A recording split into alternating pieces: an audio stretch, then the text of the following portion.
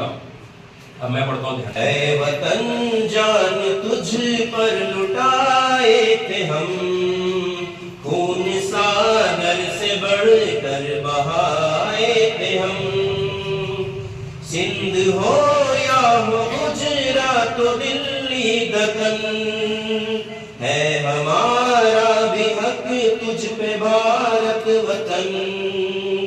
तेरे लाला वो गुल हम भी हैं ऐ चमन, जुल्फे बर हमको तेरे सजाए थे हम।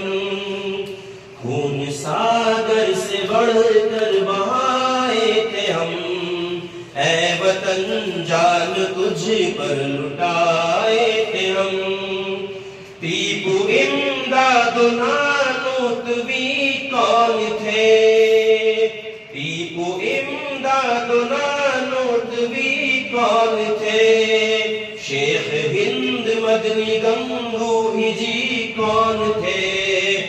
सिंधी आजाद जौहर अली कौन थे, सिंधी आजाद जौहर अली कौन थे।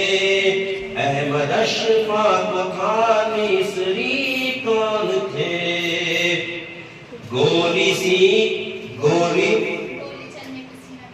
गोली चलने पे सीना दिखाए थे हम, ऐ वतन जान तुझ पर लुटाए थे हम। खून सागर से बढ़कर बहा